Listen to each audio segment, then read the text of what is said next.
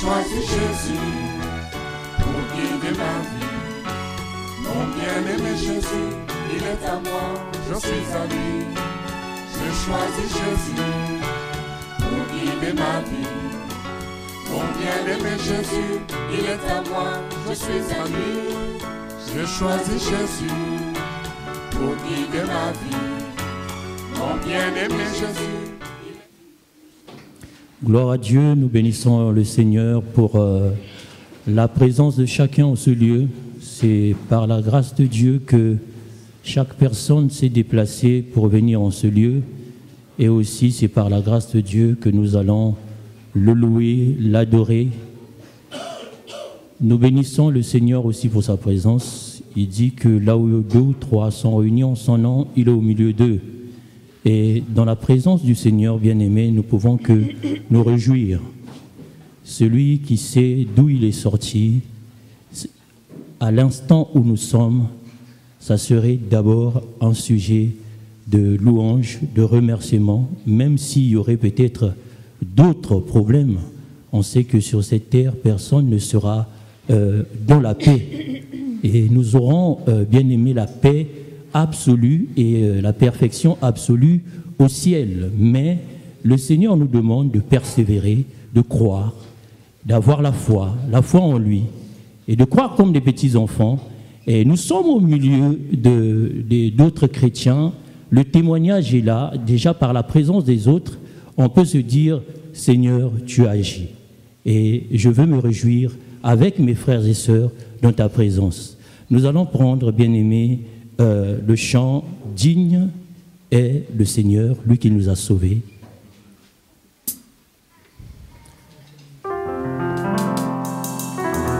Chant numéro 92, page 31.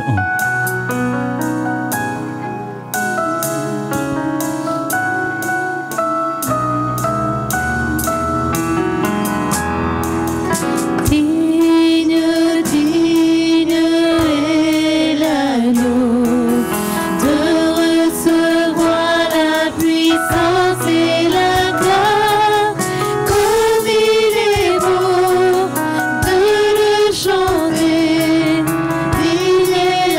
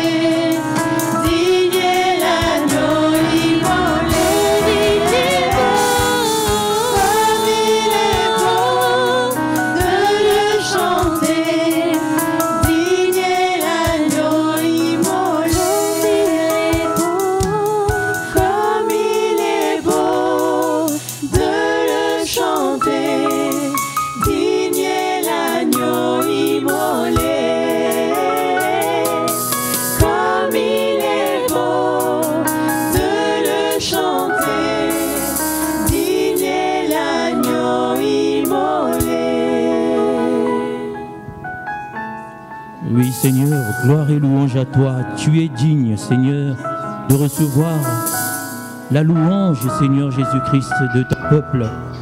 Seigneur, nous te sommes reconnaissants, Seigneur. C'est pourquoi, Seigneur Jésus-Christ, nous voulons, Seigneur, te louer, te dire que, Seigneur, tu es bon, Seigneur, envers nous. Tu es bon, Seigneur, envers nous. Merci pour tous tes bienfaits, Seigneur. Merci pour tous tes bienfaits, Seigneur. Merci pour ta protection. Merci pour ton assurance. Merci, Seigneur Jésus-Christ. Parce que, Seigneur, quand nous sommes, Seigneur, dans la peur, quand nous sommes, Seigneur Jésus-Christ, éprouvés, quand nous sommes, Seigneur, en difficulté, tu es là, Seigneur. C'est toi, Seigneur Jésus-Christ, qui nous encourage, qui relève nos têtes, Seigneur, qui augmente notre foi, Seigneur Jésus-Christ. Bien-aimé, il est digne d'être loué selon l'immensité de sa grandeur, comme le dit le psaume 150.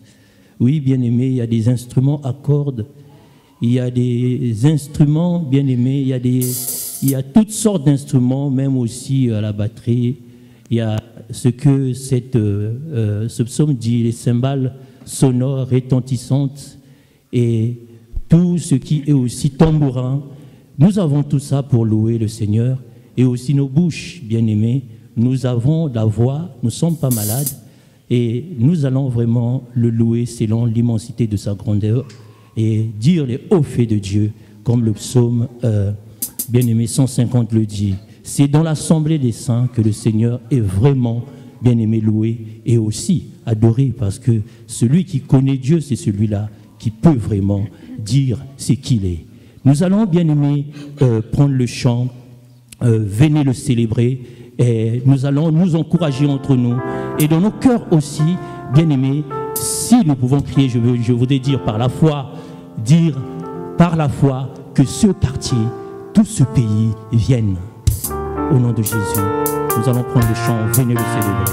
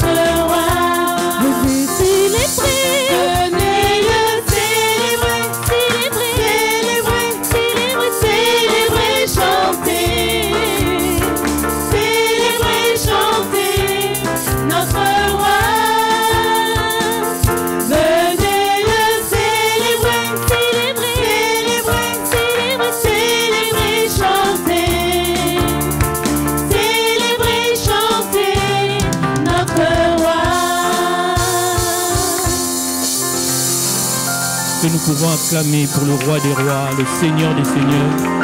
Et nous allons enchaîner avec le chant 175. Jésus, c'est le plus beau nom. Oui, Jésus, c'est le plus beau nom. C'est le nom qui a été donné parmi les hommes, par lequel les hommes sont sauvés. Bien-aimés, c'est le nom de notre salut. C'est un nom qui fait fuir les démons. C'est un nom qui fait trembler les sorciers. Et si, bien-aimé, tu as un problème, tu as peur, tu as un problème même de santé physique, bien-aimé, sache que ce nom guérit. Invoque ce nom.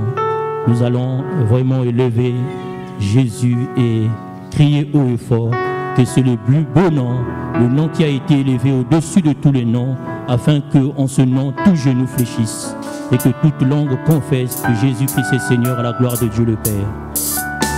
Chant numéro 175.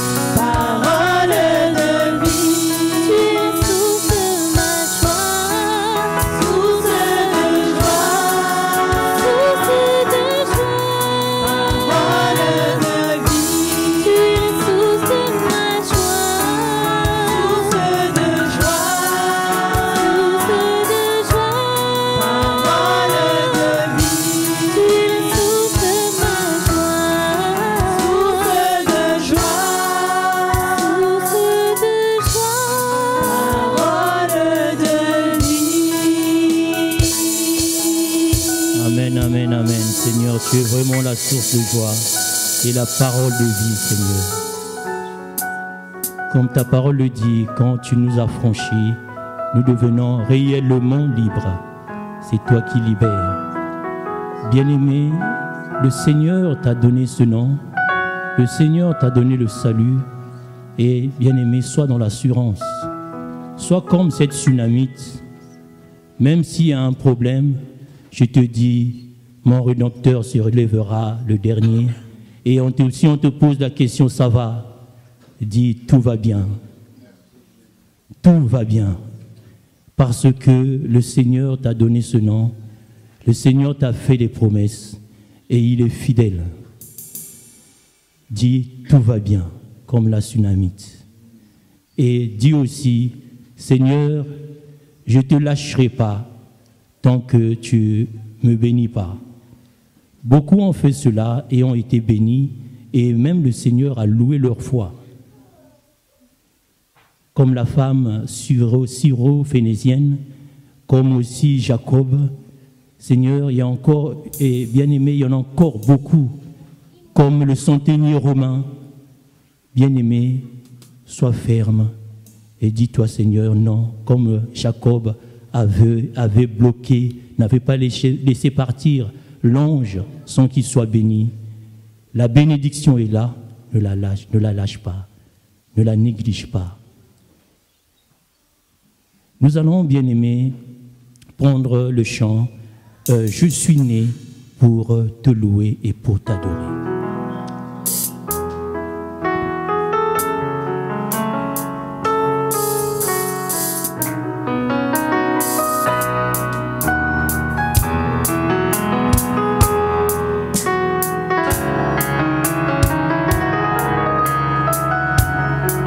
Chant numéro 172.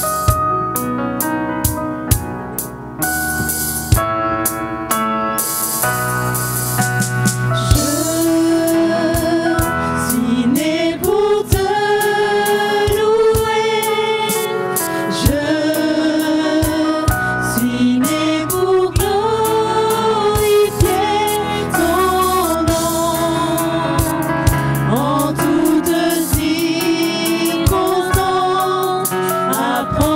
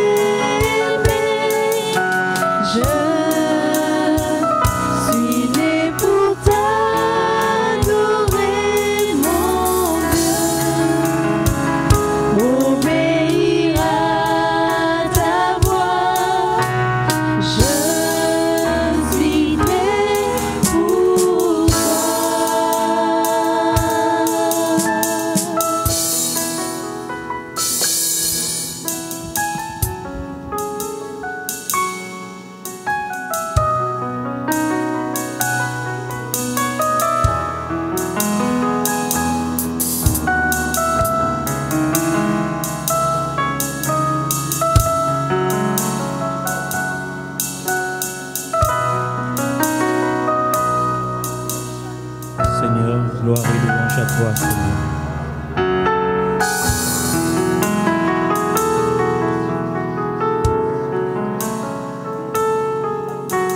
Chant numéro 263, page 73.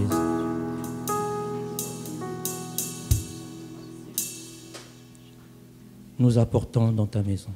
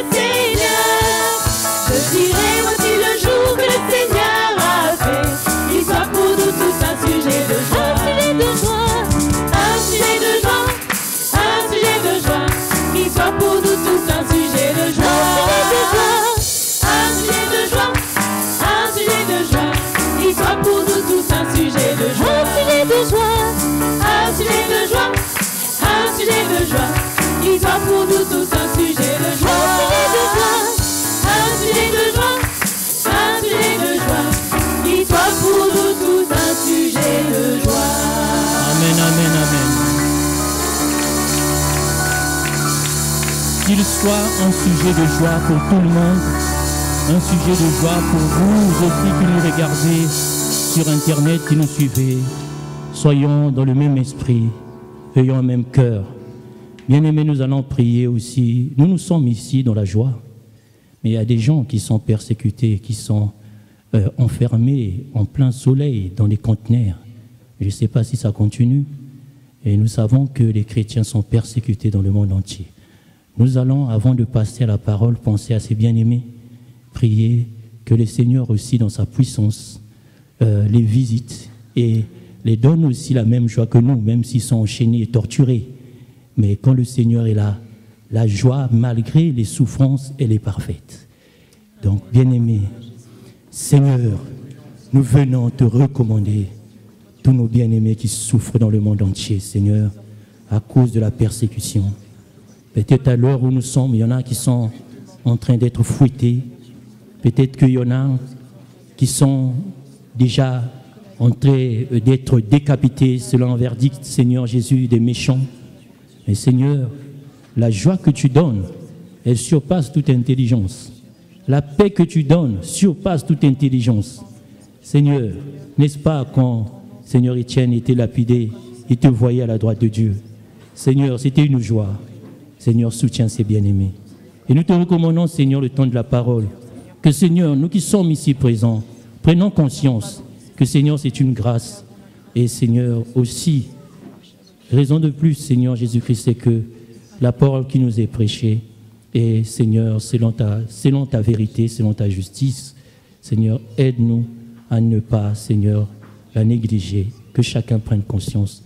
Nous te recommandons le temps, Seigneur, de la parole et ton serviteur. Que ton nom soit glorifié au travers de ce moment, au nom de Jésus. Amen.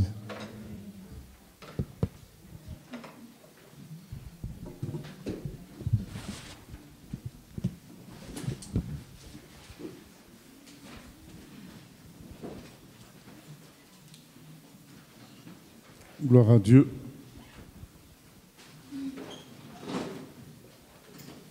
Nous sommes au chapitre 8 du livre d'Ésaïe, chapitre 8.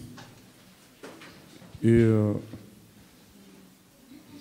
nous allons rappeler le contexte. C'est que il y a Israël, le royaume du nord de 10 tribus, qui a fait une coalition avec la Syrie pour attaquer le royaume de Juda, donc le royaume de 2 tribus du sud. Et Dieu promet qu'il protégera Juda, qu'il ne permettra pas que Juda disparaisse, mais en même temps, il les avertit de ne pas chercher l'aide auprès de la Syrie. Donc il dit, attention, il faut vous confier en moi. Voilà. Donc, nous sommes même arrêtés à une partie où Dieu disait que vous parlez de complot à gauche, à droite, mais au verset 13, c'est l'Éternel des armées que vous devez sanctifier, c'est lui que vous devez craindre. Donc, nous avions parlé des gens qui voient les démons partout, qui voient les sorciers partout, qui voient les menaces partout, mais qui négligent la grandeur et la protection de Dieu. Donc, le Seigneur nous a enseigné à compter sur lui plus qu'à rechercher les menaces et les attaques. Donc nous sommes dans cette suite-là où le Seigneur prédit des jugements, mais en même temps une délivrance. Et nous nous sommes arrêtés au moment où il est écrit « Plusieurs trébucheront », verset 15, « ils tomberont et se briseront, ils seront enlacés et pris ».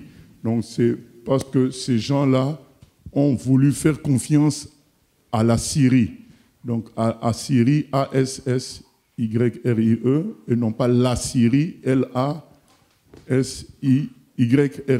Donc c'est 2 pays différents. La Syrie, c'était comme la grande puissance de l'époque, et la Syrie, donc la capitale Damas, c'était un pays voisin, mais qui n'était pas aussi grand que la Syrie. Et Dieu dit que le grand pays, donc Assyrie, capitale Ninive, détruira que ce soit la Syrie et que ce soit Israël, le royaume de 10 tribus qui menace Juda. Et en même temps, il avertit Juda de ne pas se confier dans ce grand pays Assyrie, de ne pas chercher son soutien dans ce grand pays Assyrie.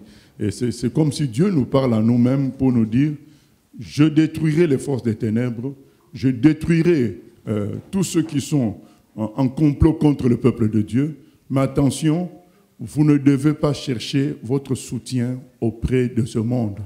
Notre soutien se trouve en l'Éternel et non pas dans l'argent, non pas dans les alliances qu'on peut faire dans ce monde pour se défendre. Nous devons chercher notre soutien en toutes choses en Dieu lui-même. C'est très important. Nous continuons maintenant, verset 17. J'espère en l'Éternel, qui cache sa face à la maison de Jacob.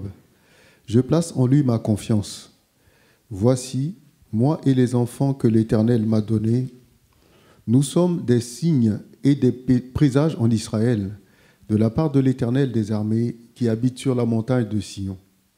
Si l'on vous dit, consultez ceux qui évoquent les morts et ceux qui prédisent l'avenir, qui poussent des sifflements et des soupirs, répondez, un peuple ne consultera-t-il pas son Dieu? S'adressera-t-il aux morts en faveur des vivants?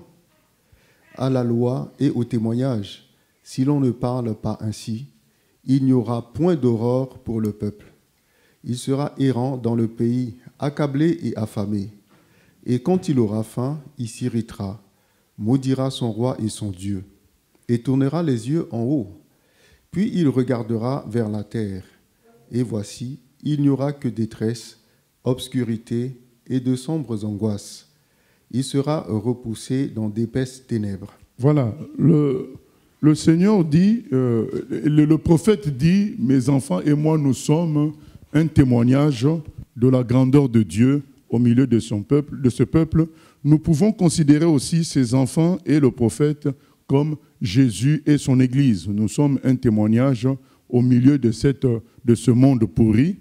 Et maintenant, il est dit ici, c'est un passage que nous utilisons beaucoup, verset 19, « Si l'on vous dit, consultez ceux qui évoquent les morts et ceux qui prédisent l'avenir, qui poussent des sifflements et des soupirs, et répondez, un peuple ne consultera-t-il pas son Dieu? S'adressera-t-il aux morts en faveur des vivants ?» C'est un des péchés les plus abjects qu'on trouve sur la terre. Le fait que, pour chercher des solutions dans le monde des vivants, qu'il y ait des gens qui consultent des morts. Puisque la mort en soi est une défaite. Donc quand quelqu'un est mort, c'est qu'il a perdu la bataille. Mais comment quelqu'un qui est vivant, que l'on peut considérer comme dans une forme de victoire parce qu'il est vivant, va consulter celui qui est mort? C'est une contradiction qui montre réellement que les choses de Dieu, ce n'est pas relié à l'intelligence. Parce que si c'était vraiment relié à l'intelligence, simplement, on ne pourrait pas faire de telles choses. Aller donner la nourriture aux gens qui sont dans... Vous savez, dans certains pays, dans certains endroits, il y a des gens qui viennent poser la nourriture sur le cercueil, poser des fleurs régulièrement sur le cercueil, mais la personne est vraiment morte dans le tombeau, et les gens font tout ça. Ça montre réellement l'état de déchéance de l'être humain. Comment toi qui es vivant, tu peux te confier en quelqu'un qui ne réagit pas, qui est bloqué dans son tombeau, qui ne peut pas bouger. Et Dieu dit, mais ce n'est pas logique si on vous propose de telles choses. N'écoutez pas. Dites à ces personnes-là, comment peut-on consulter des morts pour les vivants? C'est ce que le Seigneur dit là. Répondez, un peuple ne consultera-t-il pas son Dieu? S'adressera-t-il aux morts en faveur des vivants? Comment consulter des morts en faveur des vivants? Ça fait partie de la déchéance humaine. C'est ce qui nous montre que nous ne sommes rien du tout. Parce que l'intelligence simple devrait nous en dissuader. Donc si nous, les humains, nous en arrivons à avoir de tels comportements, certains qui parlent à leurs parents morts, tout ça, eh ben, ça montre que nous avons perdu le nord. Oui. Oui, pasteur, je voulais savoir, est-ce que le fait d'entretenir une tombe dans un cimetière, est-ce que c'est rendre un culte aux morts? ça dépend de ce qu'on appelle entretien. Si c'est juste garder l'endroit propre, il n'y a pas de problème. Mais lorsqu'il s'agit d'une cérémonie à des dates fixes qui se font, donc un renouvellement de fleurs à des dates fixes, ça s'apparente à une cérémonie. Donc c'est voir, est-ce que c'est la propreté qu'on vise, comment dire, le bon état des choses, ou bien c'est un rituel qui se fait. Voilà. D'accord, donc mettre des fleurs, bon, de façon régulière, hein, quand ça devient... Ça, c'est un rituel. Ça, c'est un rituel. Donc, une tombe, vaut mieux qu'elle reste tombe, sans fleurs, sans... Oui, parce que nous ne voyons pas pourquoi nous allons mettre des fleurs pour qui, voilà. Donc, qu'il faut que ce soit en bon état, c'est tout. D'accord. Autre question, c'est toujours par rapport à ça. Les sortes d'épitaphes qu'on met, est-ce que ça pose un problème?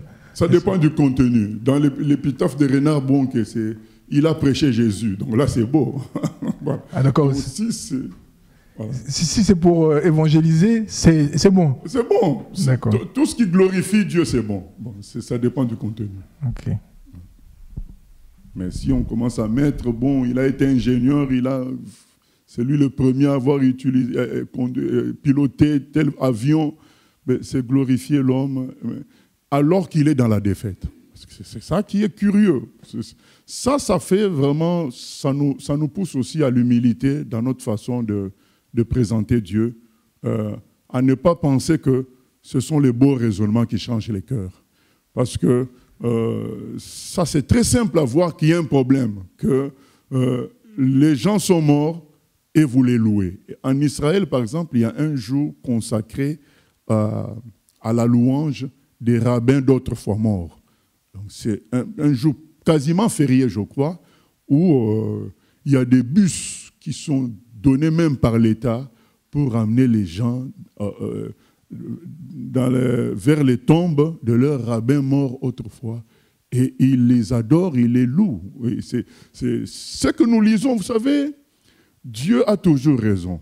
Ce que nous lisons, ça peut paraître absurde pour quelqu'un qui est dans la vérité, qui comprend ces choses. Mais pour dire, mais qui peut faire ces choses-là que nous lisons? Mais ça se fait, et à grande échelle. Je vous donne l'exemple d'Israël. Tout un jour où ils vont adorer les rabbins morts. Pas les rabbins vivants, morts. Or, la mort en soi est un échec. On ne comprend pas comment les humains peuvent faire ça. Et c'est là qu'on réalise que les choses de l'esprit, c'est autre chose. Ça n'a rien à voir avec le cerveau. Ça a à voir avec l'humilité. Ça a à voir avec la foi. Voilà, et nous comprenons que nous ne pouvons pas convaincre quelqu'un à se convertir par des raisonnements élaborés sur Dieu, mais c'est vraiment la grâce de Dieu qui doit toucher les cœurs.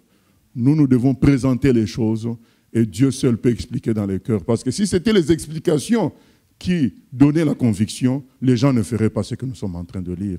Et surtout dans le pays où c'est interdit au maximum, c'est-à-dire avec tous les versets qu'il y a dans la Bible qui interdisent ça, mais ils font ça allègrement, tout un jour consacré à cela. Répondez, un peuple ne consultera-t-il pas son Dieu? S'adressera-t-il aux morts en faveur des vivants? À la loi et au témoignage. Si l'on ne parle pas ainsi, il n'y aura point d'aurore pour le peuple. Il dit, mais vous avez la loi. Vous avez la loi de Dieu. À l'époque, il y avait la loi de Moïse, il y avait les Écritures, il y avait les témoignages des autres serviteurs de Dieu, il y avait les témoignages des prophètes. Il dit, mais vous avez la loi, consultez les écrits des prophètes. Pourquoi aller consulter des gens qui sont morts? Et c'est ce qui se passe même aujourd'hui. Aujourd'hui, les gens, au lieu de consulter la Bible, ils vont préférer consulter ceux qui font des sifflements. Donc, là où il y a des manifestations, des gens qui s'agitent, des gens qui tombent, on dit qu'il y a l'onction là, mais Dieu dit, mais non, c'est pas le fait que les gens s'agitent, qui tombent, c'est ça qui va vous sauver. C'est la loi, c'est la parole de Dieu qui sauve. Consultons toujours la parole de Dieu, mais la parole de Dieu paraît tellement simple et distribuée à tout le monde qu'on la néglige. On veut quelque chose de spécial. Et c'est ça qui va amener les gens dans le gouffre, dans la perdition. Et c'est ce qui est dit au verset 20.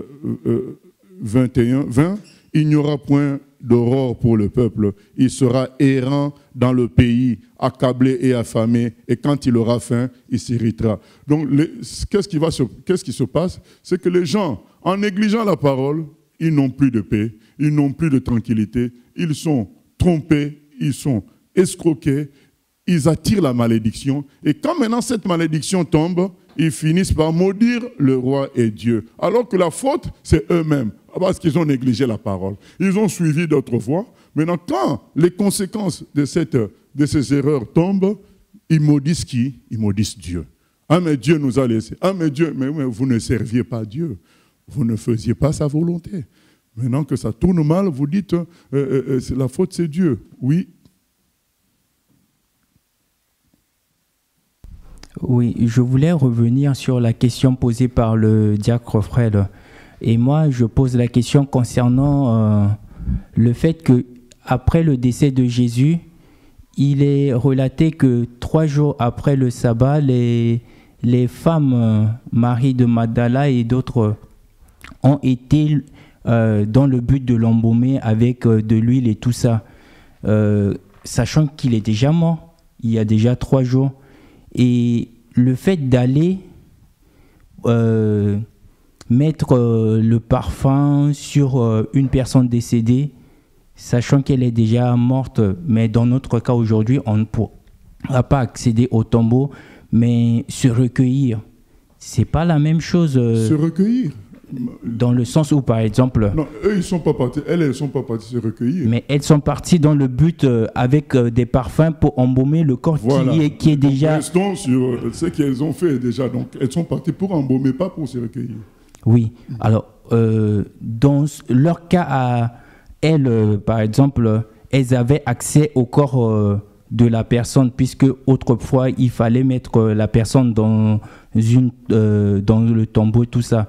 Aujourd'hui, nous n'avons pas la possibilité d'accéder au sépulcre de... Oui.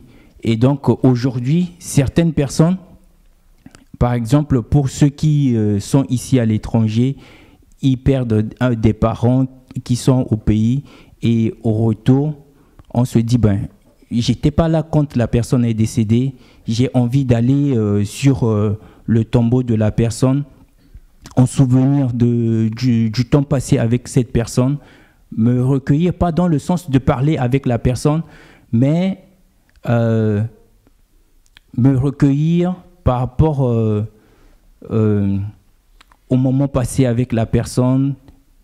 Ça veut dire quoi, c'est recueillir au moment passé? Ces gens, par exemple, aujourd'hui, si une personne décède dans les assemblées, on voit les hommes politiques se relever, rester, comment dire, observer 1 minute de silence par rapport à la personne. Ils ne sont pas en train de communiquer avec la personne, mais ils font un geste pour dire que voilà, cette personne a été, voilà, quelqu'un d'important, il fut un temps, il était avec nous, il a fait telle chose. C'est dans ce but-là, pas dans le but de communiquer avec la personne. C'est ça que j'essaie de dire. Oui, mais maintenant la question c'est quoi? Maintenant la question, je me dis, le fait d'aller, de rentrer au pays, de me rendre sur le tombeau ou la tombe d'une personne que j'ai connue autrefois et après son décès, j'étais pas là en tant que chrétien. Est-ce que j'ai la possibilité de me rendre au cimetière et puis passer une... Si c'est pour... voilà, oui, passer 1 minute de silence sur la tombe de la personne, pas communiquer avec la personne. 1 minute de silence, c'est un rituel. Voilà. Donc je pense que si on veut aller voir là où il est enterré, il n'y a pas de problème. Donc, c'est voir l'endroit. Mais pour se recueillir de quoi? Non. Pour louer Dieu, oui. Si, on doit louer Dieu partout. On peut louer Dieu partout. Mais je ne vois pas de quel autre recueillement il s'agit là. Voilà. Donc, pour toute autre chose que louer Dieu ou la reconnaissance de l'endroit, c'est pas bon. Et voir l'endroit, oui, c'est bien. Il n'y a pas de problème. Alors, je trouve un peu, j'arrive pas à saisir le fait de se rendre, par exemple, pour un parent, le père, on va sur sa tombe et puis on va louer Dieu, ou je sais pas. On peut louer Dieu partout. Oui, même ça, dans la cuisine, dire merci Seigneur parce que tu as permis que je grandisse avec telle personne. Et voilà. Louer Dieu, on peut louer Dieu partout. Mais pour un autre recueillement, je ne vois pas. C'est pas biblique. Mais le plus souvent, quand les gens se rendent dans les cimetières, ils finissent par pleurer. Oh, mais ça, on ne peut pas contrôler ça. Que quelqu'un pleure par souvenir, il n'y a pas de problème. Ah oui. Je ne comprends pas le... Donc, si on pleure par rapport aux souvenirs de la personne, tout ça, il n'y a pas de souci par rapport à ça. Non, mais pleurer, c'est la tristesse. Ça ne peut pas se contrôler. Et puis, il n'y a pas un objectif à faire un rituel. Tu es venu reconnaître l'endroit, les souvenirs t'ont saisi, tu pleures. D'accord. Il n'y a pas de souci. Mais ce qui n'est pas bon, c'est d'aller accomplir un rituel, comme tu dis, 1 minute de silence, faire des choses. Ah non, la personne est morte, c'est fini. Donc, si nous n'étions pas là, nous voulons voir là où papa était enterré, le papa avait été enterré, la sœur, on va voir l'endroit, c'est tout. Oui. Oui, question Internet. Donc, l'Internet dit, mais ces gens disent que c'est la tradition, que cela se fait depuis des générations et que cela a toujours apporté des résultats. Mais quel résultat? Bon, donc, puisque la personne même dont vous faites la télévision est morte, c'est ça la contradiction que soulève ce verset. Il dit, mais la personne qui est censée vous apporter les résultats ne sait pas apporter des résultats à lui-même, à elle-même. Donc elle est dans le tombeau. Le rabbin que vous allez adorer est lui-même enterré. Bon, vous allez l'adorer pour qu'il vous donne quoi? Lui-même, il a perdu la bataille. Nous adorons celui qui est absent dans le tombeau, du tombeau. Voilà. Les anges ont dit, ne cherchez pas parmi les morts celui qui est vivant. Jésus-Christ est absent. Il a vaincu la mort. Il mérite, lui, qu'on l'adore. Parce qu'il a prouvé sa supériorité vis-à-vis de la mort. Comment adorer quelqu'un qui est inférieur à nous? Parce qu'un mort est inférieur à nous. Hein. Il faut qu'on soit d'accord là-dessus quand même. Un mort est inférieur à nous. On peut marcher sur le mort, on peut faire ce qu'on veut. Comment adorer quelqu'un qui est inférieur à nous? C'est anormal. Oui. Donc, la suite, l'Internet dit, ils disent, si tu n'as pas la foi en Dieu, il faut croire à tes ancêtres. Comment aider nos parents africains à abandonner cette tradition? Mais en leur disant, entre autres, le fait que, mais puisque ces ancêtres-là ont échoué, ils sont morts, qu'est-ce qu'ils peuvent nous apporter à nous, les vivants? Nous voulons quelqu'un qui soit plus fort que nous. Or, les ancêtres ont perdu la bataille, ils sont dans le tombeau. Donc, nous tournons vers celui qui a gagné, qui a vaincu la mort, c'est Jésus seul. Oui? Qui a le micro? Quel conseil peut-on donner à une personne qui n'est pas totalement aguerrie dans le Seigneur, qui a perdu un membre de sa famille, qui est enterré loin? Et est-ce qu'on peut, en tant que chrétien, dire à une personne, mais aller peut-être dans le cimetière sans se recueillir, mais au moins voir pour en être sûr? Parce que des fois, il y a des gens qui sont comme dans le déni, en fait, de dire, je ne suis pas sûr que ma personne est vraiment décédée, je n'arrive pas à en faire le deuil. Non, nous n'avons pas donné de conseils du genre matériel comme ça. Nous prions pour la personne.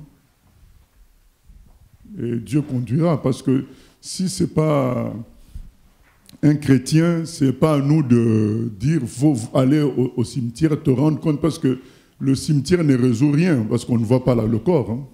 Si c'est la morgue, d'accord, on dit « mais si tu ne crois pas qu'il est mort, le corps est encore à la morgue, tu peux aller faire la reconnaissance. » Mais dans le tombeau, on ne peut pas vérifier.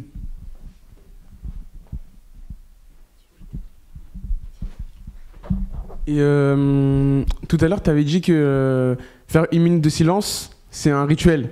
Mais ça veut dire, nous, qui font du sport, avant les matchs, des fois, quand il y a quelqu'un qui est mort, et ben, ils vont nous demander, avant le match, les deux équipes, enfin même à tout le stade, de faire 1 minute de silence. Mais du coup, pour un chrétien, on fait quoi? Oui, tu marmonnes une prière.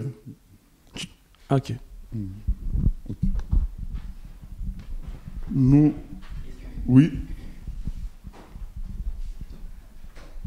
Oui, quand tu dis que du coup les morts, bon bah c'est enfin je sais pas comment tu as tourné ça, mais c'est l'échec. C'est l'échec. Donc ils sont là, mais c'est l'échec de quoi? C'est-à-dire que c'est le cycle de la vie, quoi. Ils meurent et mais puis. C'est un échec.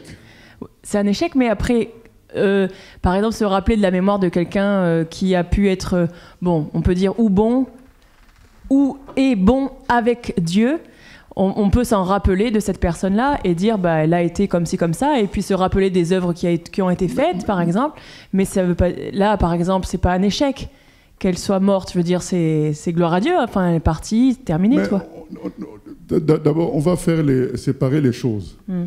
Même la Bible que nous lisons, là, ce que nous lisons là, c'est Ésaïe, il est déjà mort. C'est Ésaïe qui a écrit. Donc, nous disons pas qu'il ne faut pas se rappeler les actes des gens. Puisque sinon, nous ne lirons pas Paul, nous ne lirons pas les gens, tout ce qui s'est passé avec les apôtres. Voilà, ce n'est pas ça la question. La question, c'est aller faire un rituel au tombeau. Non, voilà, ma question, c'est, là, Ésaïe, du coup, c'est un échec. La mort d'Ésaïe. La mort de tout homme est un échec. C'est une sanction, c'est dû au péché. C'est un échec.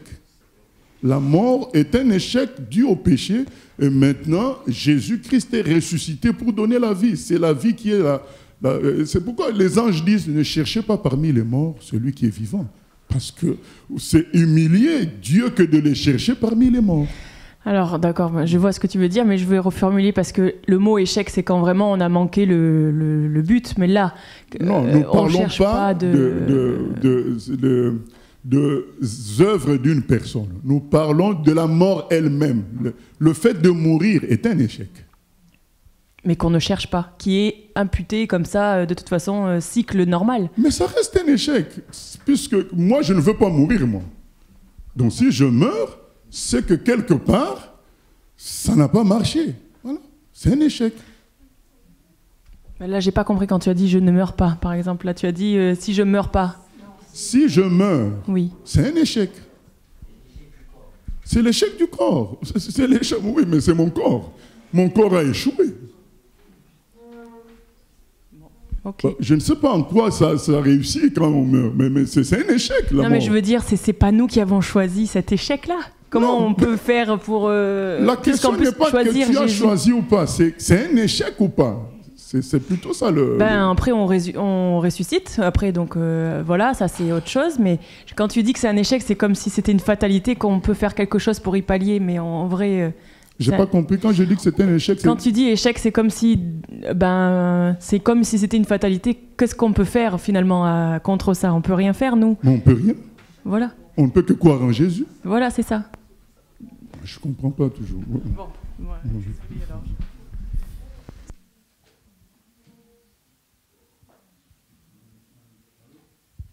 Non, peut-être alléluia. Voilà, vas-y.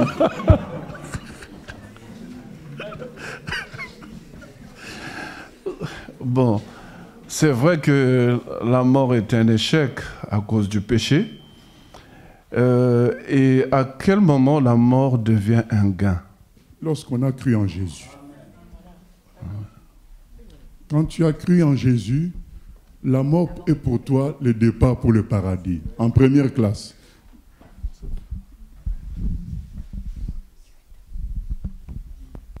Voilà, ok. Donc, nous revenons donc sur l'absurdité du comportement humain. L'homme montre qu'il a un problème lorsqu'il adore les morts. Il montre qu'il a un problème. Il montre qu'il a un problème lorsqu'il fait des rituels en faveur de morts. Il montre qu'il a un problème puisqu'il est en train d'adorer des gens inférieurs. Et c'est ce que Dieu dit, mais réfléchissez. Vous êtes vivants. Vous allez adorer des choses mortes, comme quand il adore aussi les animaux. En Inde, parfois, il y a des endroits où les souris sont des dieux. Bon, mais une souris qu'un chat mange, toi, tu l'adores. Finalement, c'est l'absurdité. Et Dieu montre, il dit, mais vous êtes un peuple qui avait un Dieu vivant. Comment vous pouvez aller adorer des morts? Ce n'est pas logique. Réveillez-vous, il y a un problème. Il dit, mais comme vous ne voulez pas écouter, vous continuez avec ce système-là. Vous allez tomber dans l'errance. Vous allez aller à gauche, à droite. Vous n'aurez pas de secours. Et voici, il y aura, verset 22, il n'y aura que détresse, obscurité et de sombres angoisses. Il sera repoussé dans d'épaisses ténèbres. Et Satan connaît ça. Et il pousse toujours les gens à sublimer la mort. Vous savez, aujourd'hui, dans certains pays, l'enterrement coûte plus cher que le mariage. Le funérail plutôt. Les funérailles coûtent plus cher que le mariage.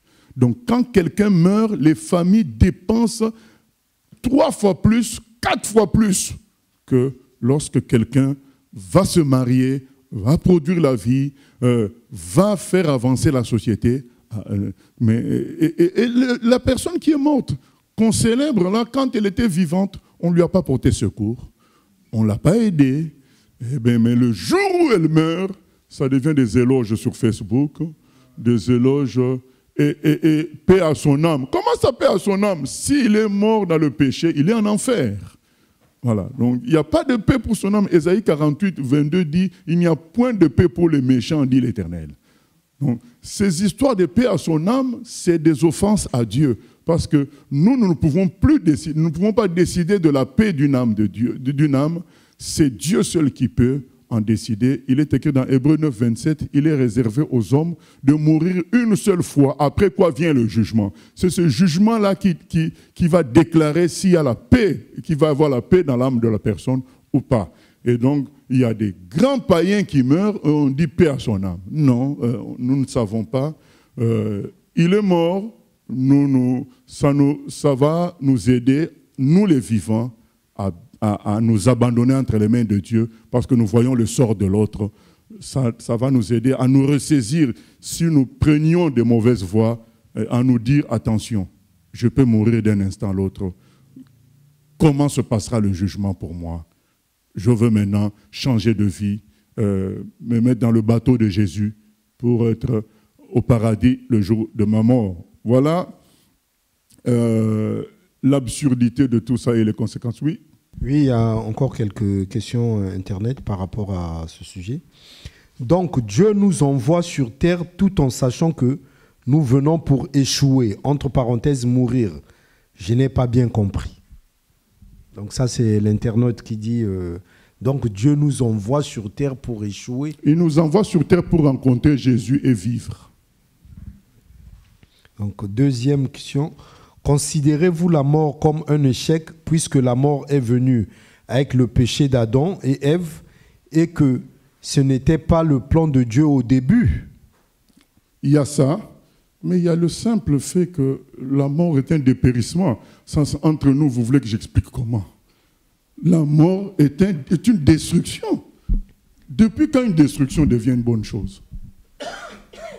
Donc d'un côté, il y a cet imprévu-là, cet accident-là de la mort à cause du péché, mais de l'autre côté, la mort, ça arrête la vie est belle, la vie c'est quelque chose d'extraordinaire. Donc, et la mort, ça arrête cela. Voir quelqu'un d'inerte, c'est pas facile. Quelqu'un avec qui on souriait, on mangeait, et puis le voir inerte, il ne peut pas bouger, c'est horrible, c'est dur. Voilà. Et maintenant, Satan fait tout pour masquer ça. Au fait, Satan sait, comme Salomon a dit, au jour de la mort réfléchis. Satan sait que la mort ferait réfléchir beaucoup de personnes pour les sortir de l'enfer, les sortir de la perdition et les ramener à Dieu. Maintenant, pour éviter ça, qu'est-ce qu'il fait? Peut-être c'est ce que tu voulais dire, je te laisse parler alors. Oui, je pense que tu as donné une partie de la réponse. En fait, c'était la question que j'allais poser. Mais pourquoi donc l'homme, il célèbre quelque chose comme la mort? Tu as dit effectivement qu'il y a certaines sociétés où les funérailles coûtent plus cher même que le mariage, alors que le mariage, ça va produire la vie, en sachant que la mort, ça ne va rien produire du tout. Mais l'homme va célébrer ça. Est-ce qu'il y a des raisons? C'est par rapport à la peur? Est-ce que c'est ésotérique, donc par rapport à des pratiques, des choses comme ça? Qu'est-ce qui fait qu'il a cette crainte-là Enfin, je ne sais pas si c'est la crainte par rapport à la réponse que tu as donnée. Oui, donc il y a le côté ésotérique qui est que lorsque nous faisons des cérémonies autour de mort, nous attirons une grande puissance diabolique. Les gens attirent une grande puissance diabolique. Donc les choses qui sont faites autour de la mort favorisent le diable fortement. Et c'est pourquoi les enterrements sont appréciés par les satanistes parce que c'est un lieu, où les démons agissent beaucoup plus facilement. nous voyons les interdictions que Dieu donne dans l'Ancien Testament concernant les morts. Il ne faut même pas toucher, c'est lié à ça. C'est lié au fait que dans la zone de la mort, les œuvres de ténèbres prospèrent. Voilà, ça c'est ça c'est le côté spirituel pur, mais il y a le fait que le diable, sachant que ça fait réfléchir les hommes, parce que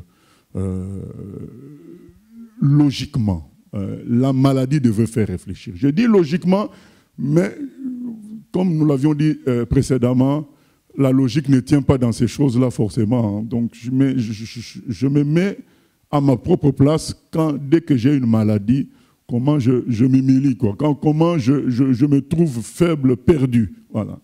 Je me dis que la mort, c'est encore pire. Donc la mort, quand nous voyons un grand homme qui a été célébré dans ce monde mourir, et toi qui te vois un petit homme comme moi, tu te dis, mais finalement, nous ne sommes rien du tout. Donc ça permet de réfléchir, ça permet de voir ce qui est essentiel dans la vie. Est-ce que c'est la nourriture qui est essentielle? Est-ce que c'est la beauté qui est essentielle? Ou bien c'est la préparation pour aller au paradis? Donc la mort fait réfléchir. Alors, pour nous permettre de faire les bons choix. Maintenant, Satan, voyant cela, qu'est-ce qu'il fait? Il veut transformer la mort en quelque chose de beau, d'extraordinaire, où il y a même parfois des luttes à qui va s'habiller comme il faut. Ça a remplacé même les mariages dans certains pays où les gens font des uniformes ce jour-là, pour ça, comme un mariage, hein, où il y a le cercueil est entouré d'un cortège payé à l'avance avec des chorégraphies. En fait, le but, c'est de faire oublier, d'empêcher les gens de réfléchir, de dire mais non, c'est pas grave, regardez tout ce qui se fait là, ça devient un lieu de rencontre, un lieu de rigolade, un lieu de danse, voilà. Comme ça, les gens ne vont pas réfléchir à leur sort éternel. Voilà. Voilà, nous continuons verset 23, un verset que nous aimons beaucoup. Mais les ténèbres ne régneront pas toujours sur la terre, où il y a maintenant des angoisses. Si les temps passés ont couvert d'opprobre le pays de Zabulon et le pays de Nephtali, les temps à venir couvriront de gloire la contrée voisine de la mer, au-delà du Jourdain, le territoire des gentils. Le peuple qui marchait dans les ténèbres voit une grande lumière. Sur ceux qui habitaient le pays de l'ombre de la mort, une lumière resplendit.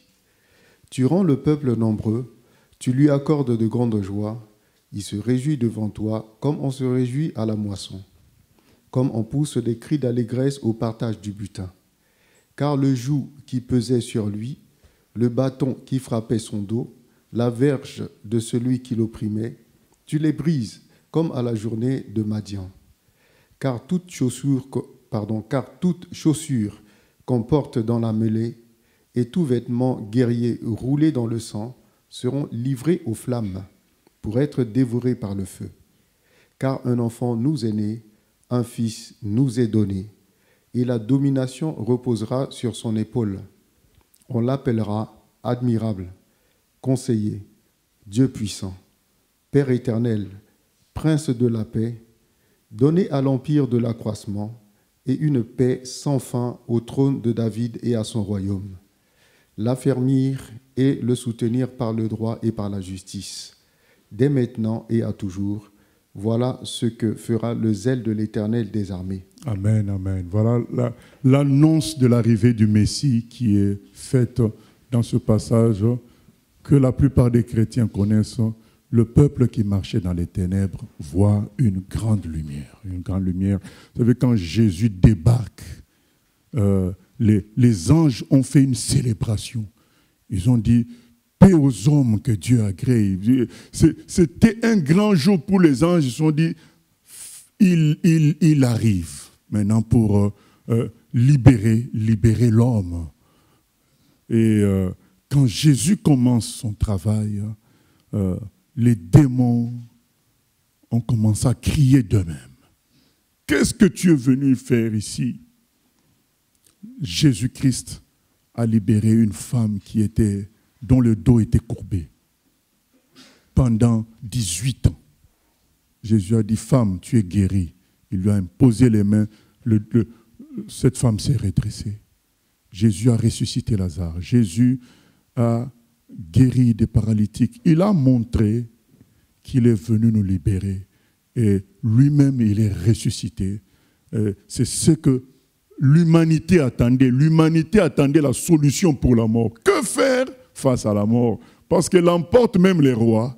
Elle emporte même les costauds, les jeunes. La mort emporte des jeunes. Que faire? Et quand Jésus-Christ arrive, c'est ce qu'on est en train de lire là, les ténèbres ne régneront pas toujours. Le peuple qui marchait dans les ténèbres voit une grande lumière. Cette lumière vient chasser la mort. Et c'est la seule lumière qui chasse la mort. Il n'y en a pas d'autre. Nous avons parlé des ancêtres, mais les ancêtres sont restés dans le tombeau. Où sont-ils? Il y a dans certains pays d'Afrique où on entretient des crânes. Il y a une case des crânes au Cameroun. Donc, quand quelqu'un meurt, on récupère son crâne, on met dans la case. Mais ces crânes-là, ça fait quoi? C'est comme des sculptures. Aucune puissance. Mais Jésus-Christ, lui, il a vaincu la mort. Le peuple qui marchait dans les ténèbres voit une grande lumière. Et c'est ce qui fait qu'aujourd'hui, nous sommes heureux. Nous n'avons plus peur de la mort parce que Jésus-Christ est ressuscité. Sur ceux qui habitaient le pays de l'homme de la mort, une lumière resplendit. Voilà. Nous avons maintenant l'espérance. Une lumière resplendit. Nous savons où nous allons. Jésus-Christ est vivant, il est ressuscité. C'est ça qui permet aux chrétiens de vivre toutes sortes de persécutions et de tenir ferme parce qu'ils savent que leur vie est cachée avec Jésus. Ils sont vivants, nous sommes vivants à jamais. Le joug qui pesait sur lui, le bâton qui frappait son dos, la verge de celui qui l'opprimait, tu les brises comme à la journée de Madian. Vous savez, Joan Shelter, quand elle arrive chez les Bangalao, cette tribu aux Philippines, ces gens-là étaient sous le joug des esprits qui leur imposaient des sacrifices inhumains. Ces gens-là, parfois, ils avaient comme richesse qu'un cochon. Ce cochon-là leur permettait beaucoup de choses, faire le débroussailler. Et c'était aussi comme une richesse de la famille. Et puis, ces esprits-là vont rendre malade un enfant de la famille, une fille de la famille. Et la sorcière va dire, si vous ne sacrifiez pas votre cochon, votre fille va mourir. Et les enfants mouraient comme ça. Et du coup, les gens sacrifiaient leur richesse et ils mangeaient plutôt des insectes. Donc, quand quelqu'un a économisé, il a travaillé, il a 3 bêtes, 2 bêtes, il y a la sorcière qui dit il faut sacrifier celle-ci, sinon ton enfant va mourir. Les gens cédaient parce que, effectivement, l'enfant tombait malade et mourait. Et quand Joan Shelter arrive là-bas, elle amène certaines personnes au Seigneur. Il y a un jour, la fille d'un des chrétiens est tombée malade et elle était en train de mourir. Le chrétien là dit à Joan Shelter, je suis obligé de sacrifier notre cochon, sinon ma fille va mourir. Elle a dit, pas question. Jésus-Christ est venu nous libérer de tout ça. Ta fille ne va pas mourir. Elle a continué à prier et cette fille-là a survécu à cette maladie. Les gens ont été libérés dans ce village. Ils ont compris qu'il y a une puissance plus grande que celle des sorciers, des satanistes. Et vous savez quoi? À la fin, cette sorcière elle-même, elle s'est convertie à Jésus-Christ. Ça, c'est la grande puissance de Jésus. Il chasse les ténèbres. Les gens étaient dans les ténèbres. Et je vous raconte souvent les histoires des missionnaires. Et ça, ce que je viens de vous raconter, ça se passe partout où les missionnaires vont. Ils tombent sur des peuples qui sont dans l'esclavage, de mauvais esprits, d'une manière ou d'une autre. Vous savez, l'histoire du bois sacré, je crois que c'est au Ghana, ou dans il y avait une sorte de jardin de bois sacré qu'il était interdit de traverser parce que c'était dans ce jardin-là que se réunissaient tous les sorciers de la région une fois par an. Et donc c'était interdit de passer par là. Et dans ce village-là venait de se convertir un jeune. Un jeune s'était donné à Jésus. J'aime beaucoup les jeunes convertis parce qu'ils n'ont pas la foi qui a baissé comme nous les vieux. Eux, le jeune converti, quand il lit quelque chose, il croit que c'est comme ça. Mais nous commençons à relativiser, mais oui, mais le contexte, mais le jeune converti, lui, n'a pas le temps de chercher des contextes. Jésus a dit ça, c'est vrai, c'est comme ça. Et ce jeune-là dit, mais pourquoi? Parce que lui, il allait faire l'étude biblique dans un village, un peu là où il y avait le centre missionnaire, et il revenait tout seul, puisque dans son village, les gens refusaient de se convertir. Il était le seul à se convertir. Et ce jardin-là était près de son village. Et s'il ne traversait pas le jardin, ce bois-là, il faisait un grand contournement. Lui, il a dit, mais attends, qu'est-ce que j'ai à avoir peur? Moi, dans les études bibliques, on m'explique que Jésus est la lumière du monde, le Tout-Puissant, plus fort que les démons et les sorciers. Mais donc, pourquoi moi, je vais avoir peur de ce jardin-là? Je vais traverser. Ah, mais il a traversé, rien ne lui est arrivé. Et il a fait ça 2 fois, 3 fois, 4 fois. Les villageois ont commencé à se fâcher. Au lieu de se fâcher contre leurs démons et leurs sorciers qui ne tuent pas ces jeunes-là, ils se fâchent contre les jeunes. Mais non, mais vous devez vous fâcher contre vos sorciers et vos démons parce qu'ils n'arrivent pas à tuer un jeune homme. Voilà. Non, c'est le jeune homme qui devient le problème. Et vous savez, nous les vieux chrétiens, quand c'est comme ça, on commence à trembler. Parce que quand les anciens de ce village sont partis voir les missionnaires pour leur dire, vous voyez ce que vous faites dans notre village? Vous avez, lavé le cerveau de ce garçon-là, maintenant il met le trouble dans notre village. Le responsable de la mission a pris le jeune homme à côté et dit, frère, fais seulement un effort, fais le contournement du village parce que ça va nous créer des problèmes. Ça va nous empêcher d'évangéliser la région parce qu'ils vont raconter à d'autres villages. Bon, le jeune chrétien, par respect, il a obéi. Il a commencé à faire le contournement. Mais un jour, il s'est dit, mais attends, c'est fatigant de faire tout le contournement. Je passe encore au milieu. Il est repassé dans le jardin et les villageois ont fini par se dire, mais si ce petit-là ne meurt pas, pourquoi pas nous aussi on fait des grands contournements? Ah, les villageois ont commencé à faire aussi passer par le bois sacré. Ils ne sont pas morts. Ils ont fini par comprendre que Jésus-Christ est le plus fort. Il est plus fort. Ces histoires-là de démons, de bois sacré, c'est rien devant Jésus. Le peuple qui marchait dans les ténèbres voit une grande lumière. On ne dit pas qu'il voit la lumière, hein? Une grande lumière. Jésus est une grande lumière. C'est vrai que nous sommes petits. Mais lui en nous, c'est une grande lumière. Ne vous méprenez pas parce qu'un chrétien paraît comme ça, simple, humain, mais il a en lui la grande lumière de Jésus-Christ. Et c'est comme ça que ce village-là a été libéré de ces forces des ténèbres. Parce que Jésus est passé par là. Une grande lumière. Car toute chaussure qu'on porte dans la mêlée, ainsi de suite, eh bien, Dieu va triompher de cela. Car un enfant nous est né, un fils nous est donné, et la domination reposera sur son épaule. Voilà. La domination, le règne, reposera sur son épaule. Le règne repose sur l'épaule de Jésus-Christ. C'est lui qui décide, c'est lui qui domine. Il faut comprendre ça, bien-aimé, et pratiquer ça. Sortir de l'anxiété. Jésus-Christ est au contrôle. Le règne est sur lui.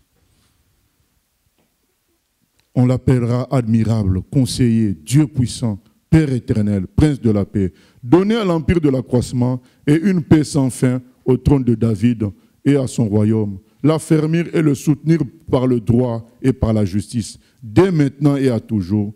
Voilà ce que fera le zèle de l'Éternel des armées. Donc Jésus-Christ, celui qui va faire prospérer le royaume de Dieu.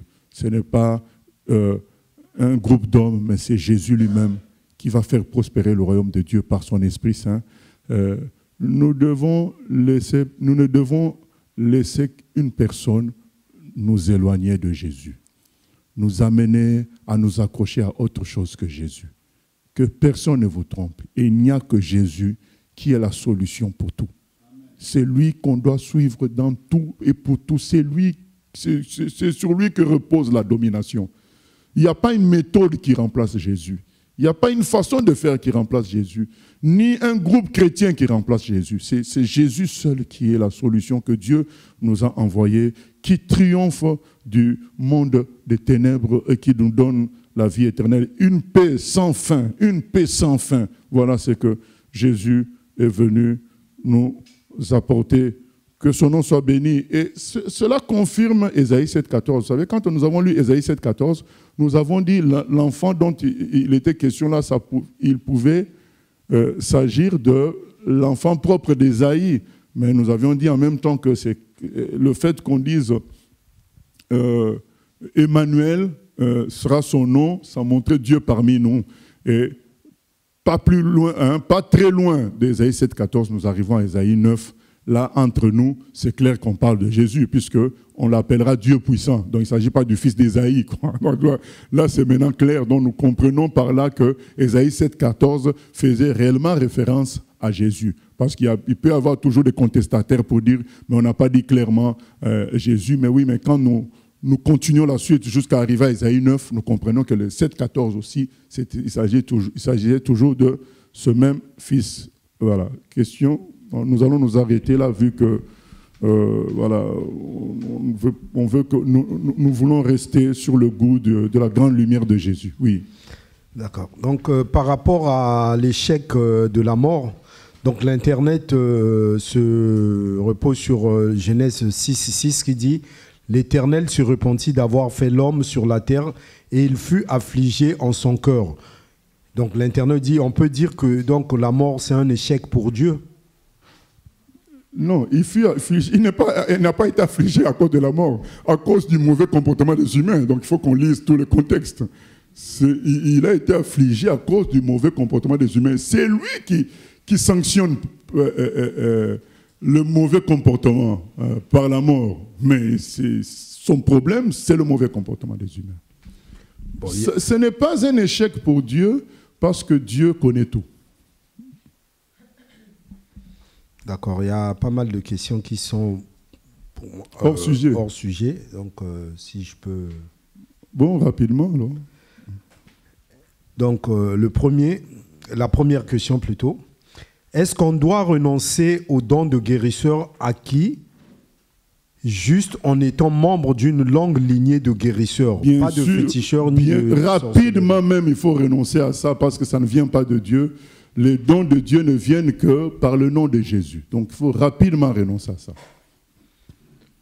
L'autre là, je sais qu'on a beaucoup répondu à ça, mais je vais la poser quand même. Si un chrétien a un de ses parents qui est catholique est décédé, doit-il rentrer dans l'église catholique? Bien sûr que non. Donc, il ne va pas se compromettre. Et en plus, tu te compromets pour un mort. Il est déjà mort. On aurait pu comprendre. C'est là que, bien aimé, on se rend compte que bon, ces choses-là, ça n'a rien à voir avec la logique, puisque on aurait pu comprendre que tu te dises, mais si j'entre là-bas, il va vivre, il va être guéri, je ne sais pas quoi. Mais là, tu sais que c'est pour l'enterrer. C'est-à-dire, ça ne va rien faire. Toi, tu vas te salir pour quelqu'un qui est déjà mort. Non. Déjà, si c'est toi le fils, ou bien l'autorité qui est restée dans ta famille, tu ne dois pas enterrer ton père, même s'il était catholique, tu ne dois pas passer par le mouvement catholique, de la morgue au cimetière directement. Donc, puisque c'est toi qui as la décision maintenant. Donc, ce n'est pas parce que lui, il était catholique que tu vas... Même s'il avait dit, moi, enterrez-moi là-bas, toi, tu ne le fais pas. Parce que c'est toi qui es vivant, c'est toi qui décides. Voilà. Oui, par rapport à tout à l'heure, quand tu as dit que bon, on peut aller voir là où on a enterré un parent, si on n'était pas là à son enterrement. Donc l'internaute dit, mais certains pasteurs en Afrique interdisent aux gens d'aller au cimetière. Pourquoi? Je ne sais pas. C'est pas biblique tout ça.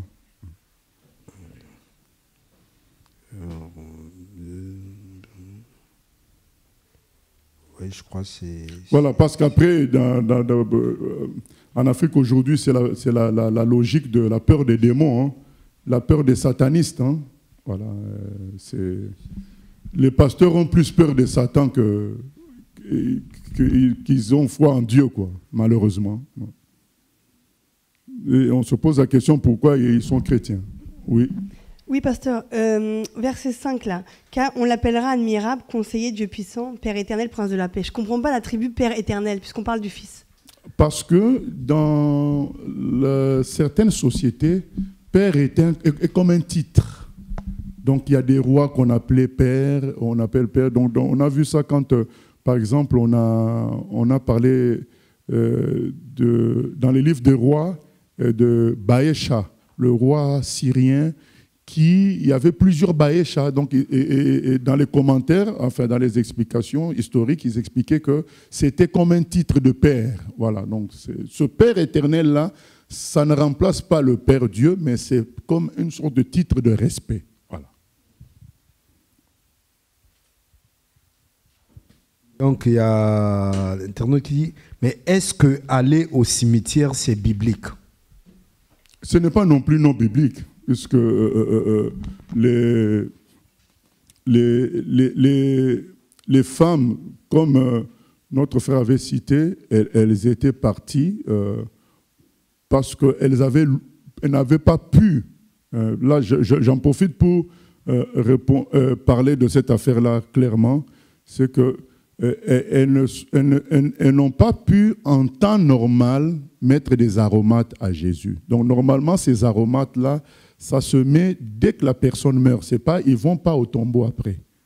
Donc, si tu relis l'évangile, tu vas voir qu'au moment où Jésus meurt, le sabbat commence. Donc, du coup, elles ne peuvent rien faire. Elles ont attendu que les sabbats passent pour aller mettre les aromates que dans le milieu juif, à l'époque, on avait l'habitude de faire pour embaumer un corps. Mais c'est parce que elles n'ont pas pu faire ça, qu'elles ont attendu de faire ça après le sabbat, et ils n'ont pas trouvé le corps parce qu'il était ressuscité. Et Jésus lui-même en parle dans Jean 12, lorsqu'il reçoit l'onction à Béthanie, et les gens se plaignent de la femme qui met le parfum sur Jésus, et Jésus dit, elle est en train de m'embaumer pour ma sépulture. Donc Jésus savait qu'on n'allait pas avoir le temps de l'embaumer, et cette femme-là le faisait déjà. Voilà, donc c'est cela. Ce n'était pas aller vers les morts, mais ça se faisait juste avant qu'on enterre la personne. Oui. Donc l'internet revient également sur Isaïe 7, 14. Quand on dit qu'on l'appellera Emmanuel, mais je n'ai trouvé aucun endroit dans le Nouveau Testament qui donne ce nom à Jésus. Oui. À quel moment cette prophétie s'est-elle réalisée? Parce que nous l'avons appelé fils de Dieu, Dieu parmi nous. C'est ça, appeler, ça ne veut pas dire forcément son prénom sera Emmanuel, c'est le titre qu'il a. Il est Dieu parmi nous. Voilà. Nous le confessons Dieu. Donc comme Thomas, Jean 20, 28, il a dit « Mon Seigneur est mon Dieu », donc nous l'appelons Dieu. Et il est Dieu. Dieu parmi nous, parce que le Père, lui, il est assis sur ton trône dans sa dimension, mais il s'est rapproché de nous par son Fils Jésus. Voilà, que Dieu soit béni, nous allons prier. Éternel, nous te sommes reconnaissants pour cette grande lumière qui est descendue du ciel, cette lumière qui était diffuse dans l'univers, mais qui est venu avec puissance d'une manière concentrée en Jésus-Christ. Nous voulons, Seigneur, sortir de l'anxiété, sortir des doutes, sortir de l'incrédulité pour nous reposer sur cette grande lumière que Jésus, le ressuscité, le vainqueur de la mort. Gloire à toi, Jésus. Emporte-nous avec toi. Là où tu es, là où tu fais les choses, là où tu travailles, que notre foi soit totale en toi pour faire des exploits avec toi. Merci Jésus. Amen. Voilà, que Dieu soit béni.